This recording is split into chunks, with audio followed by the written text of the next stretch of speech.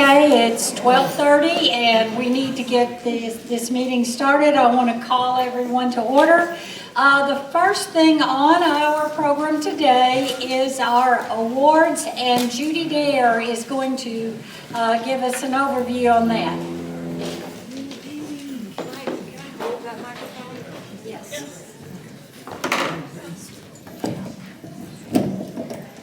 As your outgoing chairman of the awards. Only kidding. No, I'm not kidding on that. I really am proud of these people. We spent a lot of time writing their articles.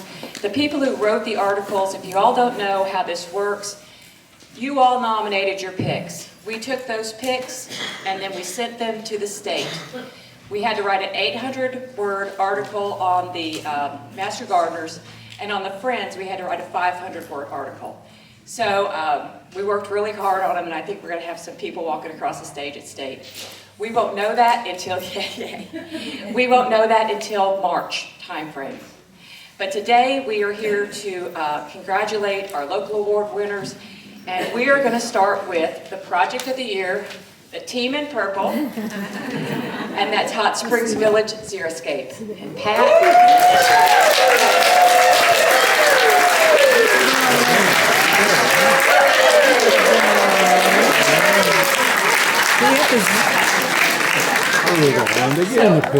Would you chair people come up and accept your award? Sorry, I should have said that. Oh, okay.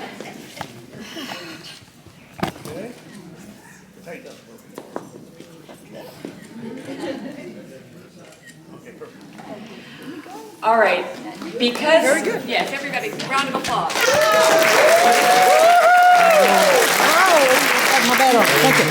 That's what, no. Now these people have had some. Hey, Pat.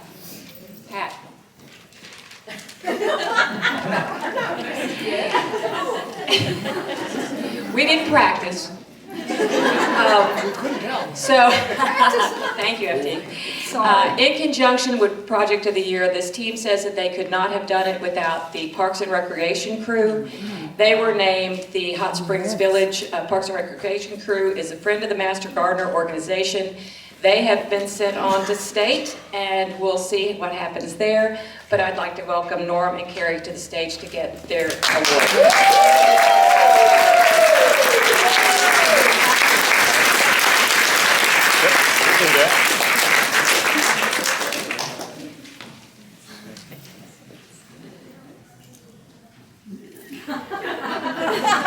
He's smiling. Yay! I was trying to Also, for Friend of the Master Gardener, we have an individual award, and Chris Baber with the Hot Springs City Greenhouse is here to accept his award.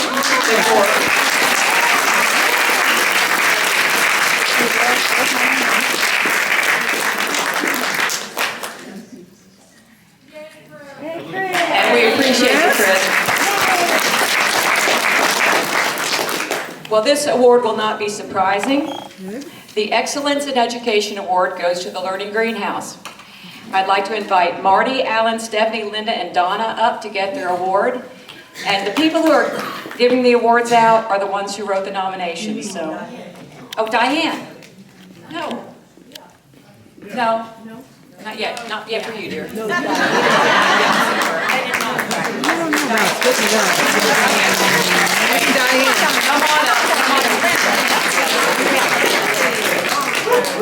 I'm sorry, I've had a sick dog for a week, and no sleep thing is not making me any sharper. Step forward. I'm going to try to get a second row. I need you to move forward. Okay, let me get slide over here. You're not going to get in front. Okay. Yeah. All right. Move over a little. You get to move over one. short people up front. Okay. You're going to kind of be a flanker right here on this edge, right there. Okay. Okay. Okay, heads up. You're going to spread out just a little bit. Okay, you can move out that way. Okay. Okay, here we go. Wide angle.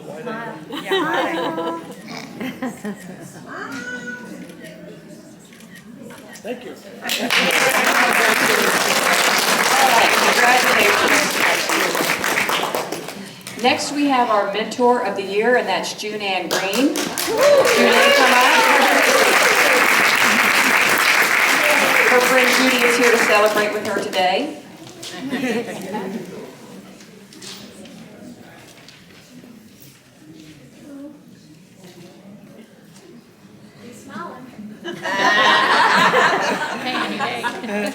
Cheeks are gonna hurt.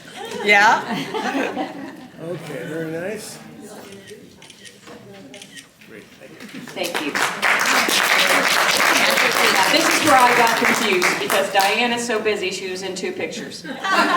So for Rookie of the Year, I would like to bring up Diane Arrington, her husband Harvey, and her daughter Rachel are here to celebrate.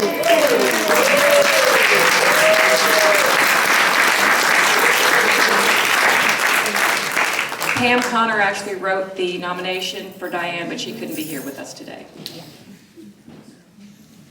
Okay, look at her first. Hey, there we go. Okay, here we go. Look at me now. Good. Thank you. Can I get one with my mentor also?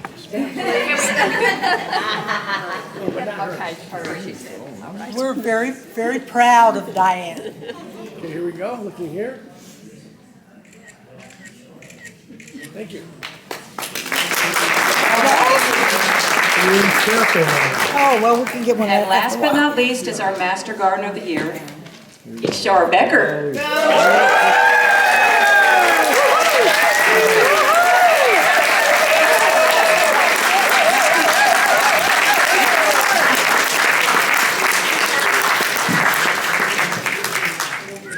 Thank you. Thank you, everybody, so much. Please stay around and congratulate the award winners and have some cupcakes and cookies and punch and all that after the meeting. Thank you.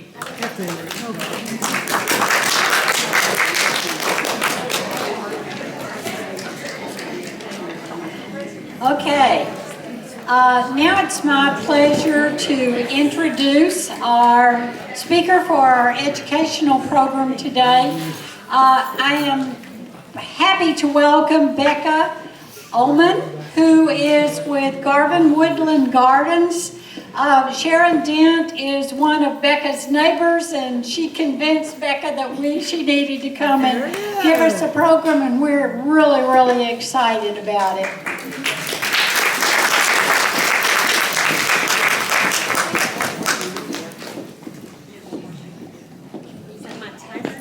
No. No, somebody left my notebook. Yeah.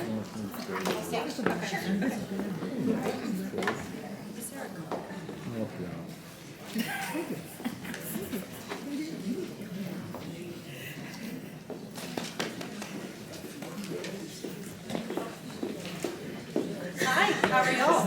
It's good to be here. Again, my name is Becca Ullman. I am the garden director. Wait, that was my previous title, sorry. I am the acting executive director at Garland Woodland Gardens as of February 1st, so it's a very new title for me. As you know, we had some change at the garden recently. Do I need microphone a little? Is that better? Yeah. Okay. Is that better? Okay, all right, good. Thank you for the heads up. So it's a real pleasure to be here today. And as you all heard, I am the wonderful neighbor, or I have the wonderful pleasure of being neighbor to Sharon Dent. And if you all know Sharon, we've all had a lot of history together. We've watched, she's watched my boys grow, and I've watched her garden grow. And it's such a, a showstopper that we've all started to use it as a landmark for giving directions. We're like, oh, the beautiful place, it's set back off the road a bit, but there's this garden, it's full of color and texture, it's remarkable. And they all look at me and they think, well, you work in a botanic garden, so is that your space? And I have to very quickly say, no, we're the house across the street. So it's definitely been wonderful to have Sharon as a neighbor, and it's also been very humbling to know what we should be doing, what we could be doing, and then knowing that we'll never, ever reach that standard. So we'll just enjoy the view. But it's a good thing to be around Sharon, and then of course to have this connection with the Master Gardeners. Sharon spoke, when we spoke about what I should be presenting on today. She mentioned that there's a lot of new faces in the Master Gardener group, and that perhaps the relationship between the Master Gardeners and Garland Woodland Gardens isn't known to everyone. So that might be a really great place as we at the garden are in a series or in a place of change and growth and development, and you are as well. For us to revisit the history of that relationship, and to look at where we are, the success that we have, and then also to cast a vision of where we hope to go. So let me see if I can make this thing work. No? Kick it, I know, let me try this. There it goes, okay. All right, so I'm not gonna belabor this, but and I hear that Mrs. Garvin, or her Mrs. Garvin's ghost was here not too long ago. So I won't go into too much detail, but I'd like to just give a quick history of how Garvin Gardens came to be, and then to take us on to when this collaboration with the Garland County Master Gardeners began. So 1925, Arthur Cook purchased the land that became Garland Woodland Gardens. And he was a successful businessman. In 1934, he unfortunately was killed in a car accident. And his daughter, Verna Cook, at the time took over his businesses, which were timber and also what is now Acme Brick in Malvern. And so 1934, that's quite a trailblazing moment for her, as you might imagine. And so she had the land, she was working the businesses. In 1955, she started to look at the garden, or at the property at that point, as a potential home and a residence for her family. And so started to begin those plans, and then in 1982, in earnest began her plantings and her collection. And so she worked her, hi James, I wanted to say hi, sorry. It's one of our favorites. In 1982, she started these really intensive plantings, the collection was being built, and she continued that until 1992. But in between that time, in 1985, she started thinking beyond her use of the property and beyond what she found fulfilling in that property and wanted to share it with others. So in 1985, and of course years before that, she gave the garden to the University of Arkansas, and in particular to the Fay Jones School of Architecture and Design. And with that gift, it was understood that this property would be a botanic garden with a beautiful mission that she set out for us there. Then she had to wait. Y'all know what waiting is like, right? So 1985 to 1993, she was patient. She did a lot of conversations with the various people in the Fay Jones School, and they told her, she got really good advice. She's like, well, what do I do to get everyone's attention at the university? And they said, you should build an E. Fay Jones structure on the property. And by golly, that's what she did. So in 1993, the construction of what we call the Garvin Pavilion began. It's an E. Fay Jones and Maurice Jennings, who was his partners, his business partners, structure and design. That was built, and unfortunately, Mrs. Garvin passed away that year during construction. So she was setting the stage for really wonderful things, and in her action, first in her patience and her fortitude and her resilience, and then in her action to have this structure built, she gained the attention of the university. And so from that point, from 93 to really 2001, you'll see a lot of activity that was happening at the garden. We were master planning, we were taking inventory of her collection, we were building, and in some form or fashion we had visitation and guests coming to the garden as well. So things were moving, and it was because of Mrs. Garvin's diligence to get us going, so we're really grateful to her. Key spaces that were built by 2001 were the Garden of the Pinewind, the Millsap Canopy Bridge, the Edmondson Great Lawn, Flowering Border. A lot of these, of course, are places that if you've been to the garden, and I'm assuming most of us have, are very familiar, and they, as you know, are the basic foundational spaces of what we know as Garvin. In 2001, we were just chatting about this, it was our first holiday lights. So, as you know, that's been going on for a while. And so we had 500 visitors, and we blew every single fuse in the garden. All of the lights were from Lowe's, Hobby Lobby, and Walmart. So we made no friends that year as far as like everybody else trying to decorate for Christmas. But it started off a really great tradition for the garden and was really, really wise. It was a great move for us because it's an incredible revenue stream for the garden. 2002, we opened the Welcome Center, and that's kind of a major milestone for us. A lot of times we refer to the garden proper opening in 2002 with the Welcome Center. 2003, some more things, Dixon Nature Preserve, the Weyerhaeuser Bonsai Garden, and Dirk's Promenade. And so then we get to a point where things are still cranking. I mean, like, one of the things I think that we're most proud of at the garden is the amount of development that we've had in such a short window, and the quality and the character of that development. We often are equated with the amount of garden spaces, the beautiful architecture, with gardens that are hundreds of years old. So they did it really, really right from the beginning. And so it took us to this point in time in 2006 when you start to see, let me move this on. You start to see an overlap in our calendars now, or in our time frames. It's important to remember though, whenever I look at 2006 and say this is when our relationship began, really we all know that there were master gardeners part of this story from the very beginning. But in 2006, the Garland County Master Gardeners received a grant from the state legislature for $12,000 with the idea of developing a space, a garden at Garvin Woodland Gardens.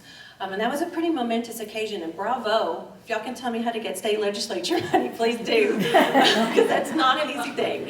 So in 2006, that was a major moment for the Master Gardeners.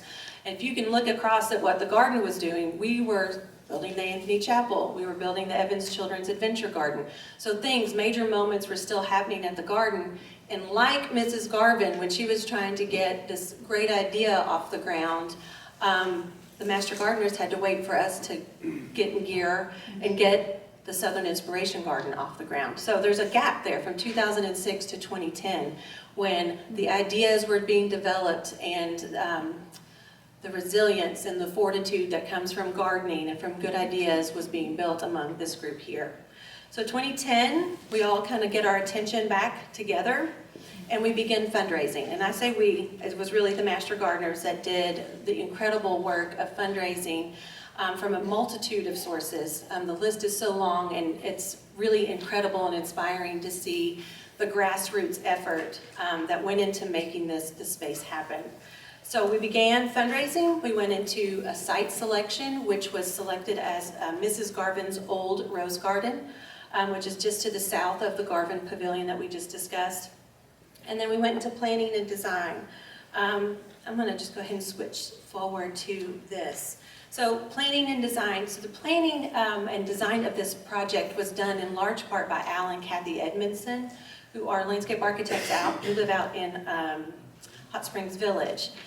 Bob Byers was the assistant executive director at that point, and he worked really carefully and closely with them to develop this amazing, amazing design. And in fact, one of the very first things I did was to sit in on a design review committee, and we were approving this project. So that was back in 2011 when I very first started at the garden. So you can see a lot of effort went into the design of this, the approval of that design. There was a lot of faith from the garden in Master Gardeners and the quality and the care of the work that we knew that would be brought to the table and be brought to the garden space, as well as this incredible design. So again, that just speaks to the trust and that wonderful relationship that was built and has been maintained among these two, or between these two groups. I want to go through, because this is a remarkable project. These were the design plans. You see, I don't know, let's see if this works. Whoop. Okay, so somewhere there's a laser. So in brown, you'll see the brown pathway, for the most part, is what has been built as part of phase 1. You'll see these are the grading and drainage plans as well as the layout plans. And again, speaking to the remarkable effort of everyone in this group, this was built by master gardeners, and wow, I mean, what an effort. So if you're part of that group, yay, right? And in just a moment, I'm gonna have everybody stand that has been part of this project. So you see the garden in construction here. They were laying pavers, they were developing a sturdy path that would last through the seasons, through all of the drainage and all the water that goes into this property. You see them building dry stack retaining walls, and this is no joke. 90 feet of it, 3 feet tall, a lot of labor that went into it, and again, holding beautifully, handling all of the water that goes through the property just exquisitely. And then we moved into the planting design, and again, they had really great ideas behind this, color palette, texture, seasonal interest. All of these things were something that were thought of and brought into the design of this space that has become really one of the most favorite spaces in Garvin all around. So I'll quickly show you, there's so many people, past and present, who care for this space. These are pictures of the woody planting moments, and then the perennials and the shrubs and such in the springtime. And then these are some of the pictures that we get to enjoy every single day because of the hard work that goes into not only those early plantings, but the regular, every single Monday morning out there taking care of the space. So it's really, really a remarkable spot. Oh, you're not supposed to see that part. So anyway, these are pictures of some of the people that have been part of this organization. So if you're in the room and have worked for SIG in particular, would you please stand? Look at all the people, that's remarkable. I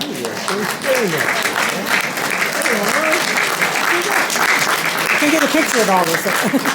So many. And I know there are others who are not here. So I think I gave my secret away. But it's remarkable to us. It was a new relationship for the garden too, by the way. We were like, how do we do this? What does this look like? How does the money transfer? How do we make certain that they have the materials that they need? It was a learning process and continues to be so as we look forward to many new projects in the future with you all, and in particular at the Southern Inspiration Garden.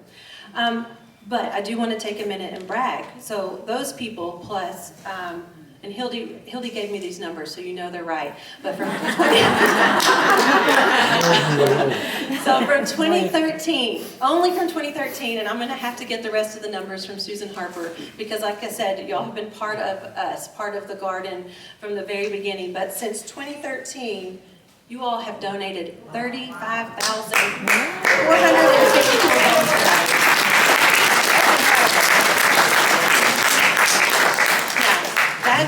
That's astounding. That floors me. And that's in the Southern. I don't want to scare you away. They're not going to make you work $35,000 in only the Southern Inspiration Garden, right? You can be a docent. You can be a golf cart tour driver. You can be a welcomer. You can be in the gyms. There's so many different ways that you all have participated and really laid the groundwork and the foundation for Garvin. And so thank you very, very much for that. So why does this happen? How do two different groups come together and create such a beautiful space? How does it happen that it's one that's going on into the future? We're a decade old with this project, and I think it's gotten easier. Y'all are continuing to blow our socks off every time we're out there, and I promise you, if you look in the spring and the summer, in particular on our Facebook pages or the Instagram pages, Southern Inspiration Garden gets top billing. And it is one of those spaces that I believe is so relatable to our guests. They get there, they've been in these expansive, large spaces, and then they get to something that is very beautiful, and it's calming, and there's benches, and there's color and texture and the seasonal interests that were part of the original design. But there's also that moment of calm, and then the ability to stop and see and study and learn from what's there. So the educational value that comes from that space in particular is something that we want to replicate. So you all have set a standard for the garden that we hope to carry into all of our other spaces. So again, thank you for all you're doing. But we're doing this with a shared mission, I think. And I do want to take a minute, and it's a bit wordy. Ours is wordy, but I do want y'all to study or to see how our mission statements match up and what the similarities are there. So I'm going to read it just for clarity's sake, and please note the bold letter here, bold lettering.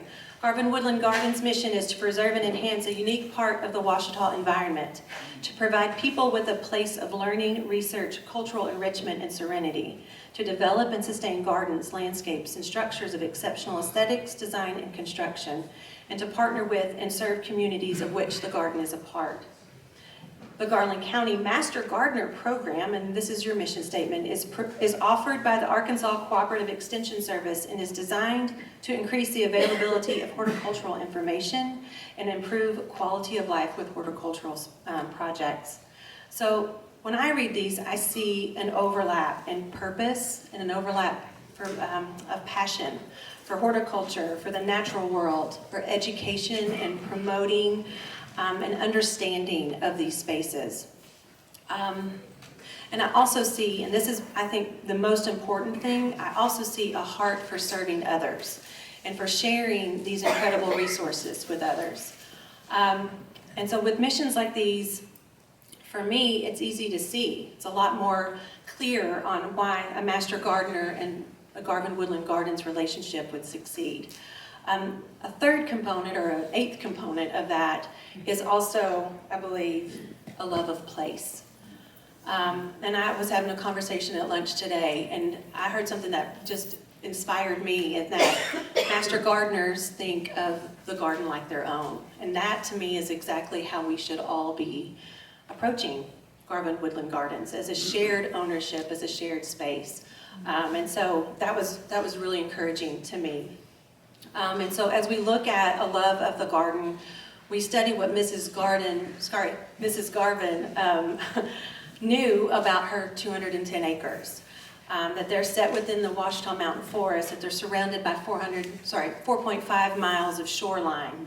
And she knew it was special, and she loved it, and she wanted to make certain not only to share it with people, but that others would love it, and that others would care for it well into the future. She held the land sacred, and I'm wearing my shirt today, it says sacred. This is gonna be kind of a tagline for everything that we're doing at the garden for a bit, is that Mrs. Garvin held the land sacred. She cherished its sense of place. Here's a sweet picture of her. She knew what it was, and she knew what it could be. And so through the artful hand of designers, of gardeners, of architects, and arborists, we see that the naturally sacred spaces that are part of Garvin are celebrated, and that the purposeful creation of built sacred spaces have been done and have been accomplished to enhance what Mrs. Garvin set out to do. So, what makes a space sacred? I believe that a sacred space offers restoration and healing connections with the natural and built world. That sacred spaces resonate with people and their lived experiences. These spaces encourage contemplation and quiet in our busy world, and they transport us from what is earthly to what transcends us. Garvin, as you know, is blessed with so many spaces in both the built and the natural world. And you see this in soaring pine trees in the pine glade, the quiet and ethereal quality of the built and natural world of the Anthony Chapel, burbling streams, wonderful reflective pools, color along our pathways, architecture that inspires, water features, and again, architecture that just takes us to other places, and then beautiful vistas of the natural world. Sacred spaces abound at Garvin, and when something is sacred, the caretakers are called to protect it, and we're also called to share it with others. So in this partnership between the master gardeners and Garvin staff, we are the caretakers. And it's our purpose to offer the garden to the young, to the old, and everyone in between, to strengthen ties, to restore their connection with the natural world, and to offer it solace and rejuvenation when they visit us. It's a pretty amazing opportunity, and it's a pretty high calling that I'm really proud to be part of. So finally, sacred places, beyond making them accessible, we also want to provide an understanding of these spaces, and that takes us back to the educational component of what we do. I believe that the more you understand a space, the more you love it. A space, a place, a person. The more you understand it, the more you love it. The more you love, then the more you care for it. So through education and teaching and reintroducing people with the natural world, we believe people, and in particular our young people, will find their own sacred spaces, will fall in love with those spaces, will grow to understand them, and hopefully become the caretakers and stewards of the future. So that's where we're driving the garden, is to develop this understanding and to reconnect people with the natural world. So how do we do that? I'm going to give you a quick preview of some of our upcoming projects. I do those little sound effects and it kind of ruins everything, doesn't it? Okay, so anyway, some of our upcoming projects that I believe will take us down this path. Phase 2, right, of our Southern Inspiration Garden. We are really excited to take the path that says Future Walkway at the top. We're excited to be working on that project now with Southern Inspiration Garden folks. And we anticipate, just like I was speaking to earlier, that educational moment, the ability to for our guests to really resonate with, to have the plants resonate with them, will continue and develop in that space. The Nature Initiative. This is a pretty big program for us, and it has lots and lots of legs and boots. What we are doing is looking at a myriad of different programs that connect young people with the garden spaces. We have been working on a nature-based preschool, Ms. Vogel, yes. At the garden. And so this is in the works. And it's definitely something that will look very, very different from a typical preschool. The kids will spend 80% of their day outdoors.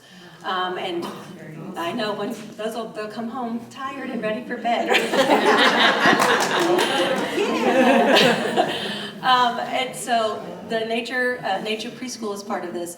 Different types of programs and workshops for families and their young children, nature clubs, different ways to get those families back into nature, get their kids in the dirt and the mud, testing their limits. That's one of those major things that you learn when you learn to jump off a rock. You know how high you're comfortable doing that, and then you can move on and move up. So we're looking at a nature-based preschool, different types of workshops, and also looking at ways to educate teachers in our community. So we're working with Dawson Co-op on some professional development this summer, and really working, first of all, to make the entry point for those very, very, very affordable, if not free, so that teachers can come and be in the beauty of the garden and also learn how to incorporate nature into their classrooms.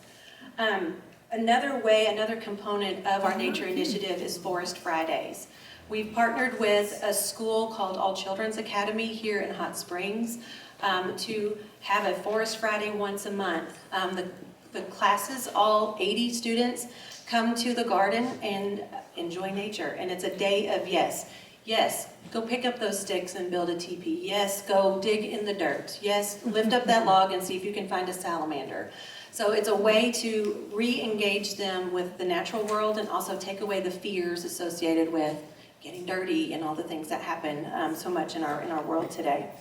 As you can see, this has been a great success. The kids are just overjoyed to be out there, and the teachers are able to sneak in literacy and math, and the kids don't even know it. So everybody's happy. So speaking of literacy, we are also partnering with the Garland County Library on what's called the Literacy Trail. You may have seen this. They had it out this fall along the Greenway. And what they do is they take a book and they take it apart and then they put it on signs that follow along the Greenway. So it encourages youth literacy, as well as that gross motor component when kids are out moving and they stop and pause and then they run to the next page of the book. So a really wonderful program that's working really well for them. They also, to So that will be coming to the garden. We're going to have that at the garden in May and then again in September. So bring your families out to see that. And as a secondary component of that, it's Show Me Your Library Card, which is this really great program that they have. If you are a library card holder and your children have their library card, you will get into Garvin for a really reduced rate. Parents will only be $10 and kids will be free. So the days that we have Literacy Trail, show us the library card, and we're opening the garden up to a whole other group of people that may or may not have the opportunity to be there and to experience the garden. So we're really thrilled about this partnership and see a lot of benefits coming from it. The workshops are coming back. I know, right? We've all been waiting for this. It's been too long. And Rush Ventress, who's our education director, is working on building up new programs, new workshops to be offered. The first set, we're working with University of Arkansas at Monticello on various forest-based, forest health focused free workshops. So you'll get into the workshop for free, admissions to the garden. You still have to pay for those.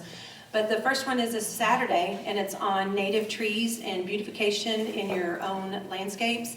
And then the following week, it's on spring food plots. So it's teaching people who have property how to enhance the health of the wildlife with various planting techniques. And then we'll follow up that in the fall with an actual demonstration in the garden. So if you all have any ideas for workshops, please send them our way. Rush Ventress is your point of contact. And then this is another major moment that's happening, and it's happening right now. The Whipple Family Forest Education Center is going to be a new building at Garvin. It's being built in one of our overflow parking areas. And so don't worry, we've found more parking, I promise. Holiday lights, nothing will suffer because of it. No, so it's a really exciting project. It's being done by the Fay Jones School of Architecture and Design.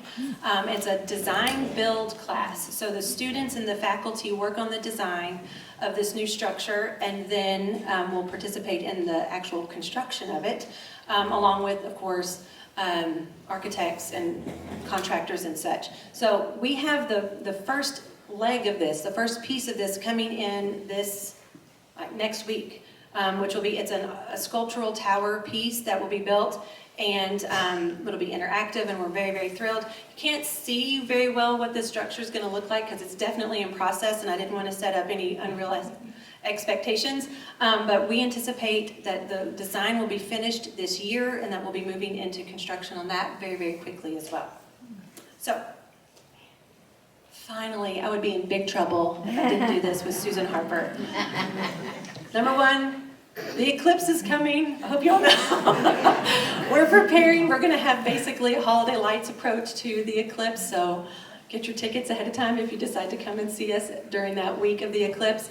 And then there are so many opportunities for you to volunteer at Garvin. And like we've all said today, you are the lifeblood of Garvin, and you make it possible to have an incredible space as well as an incredible guest experience. So go to our website, go to the volunteer tab. Susan gives great rewards, awards, all of the things. It's a really wonderful family out there. So would love to see you all out there. So thank you for your time.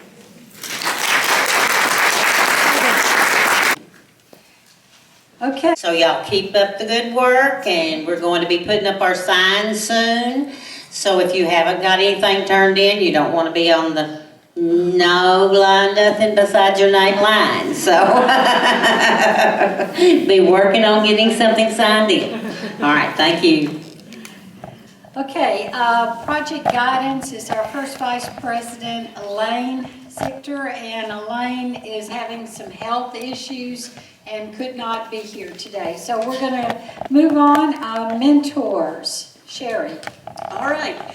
As you know, our training classes are going. Today is the 4th one, so next week will be graduation. We have lost a few already. We are down to 23 brand new trainees, 1 transfer, and still the 4 that did the online training in the fall. So a total of 28 will be coming in as first-year Master Gardeners for 2024. Thank you. Okay. Our county agent is at training today, so we do not have a county agent report. Okay, so let's see if we can move through the business quickly. Okay, under unfinished business, I need Claudette. We want to say a few words about the plant sale. A few words? Yes. That's your own definition. Hi, everyone. Okay, just real quickly, want to remind everybody, if you haven't been out in your garages or up in your attic, there's a lot of good stuff up there that we can use for our trash to treasures. And also, keep an eye, if you have wagons, we will need every single one of those at the plant sale, and you can bring those on Wednesday, the 17th. We have more cards for everybody. Right here, these cards, and hopefully you passed out all those packets that I gave you last month. I gave you some more this month. Also, there is a box out there if you know of your dentist, doctor, your hairdresser, cleaner, anywhere where we can set a card holder. There's about 24 out there, and I will leave those because I do have to leave a little early. Feel free to take them and put them in these places where they will allow you to set them. And if they're gone, if you need any more, let me know. And let me see here, okay. Great. Oh, and don't forget, pass them out to strangers when you're at Walmart. Don't worry about the friends you know. Give them to strangers. They love us. You know, we do all this stuff for the city. They love getting these. We will have flyers arriving on April 28th. So if you want to put those up in your bulletin boards. What? No, February 28th. Sorry. February 28th, and I will have 100 of those. I will have those at the extension office. If you want to put up any in your gyms, your churches, at your POAs, wherever you can stick a flyer. And also, we do have our new yard signs. They're right over there. So grab one if you want it for your yard. We would like you to hold off putting it into your yard until the Notice, go on out to MG Only on, the website, and you can see our speakers, our program, the activities we have. So it's really good. All right, the volunteer fee is going to be $65. Go rest, get a drink, get a snack, whatever. Is that embassy? No, Hotel Hot Springs. Oh, well. Yeah. Claudette.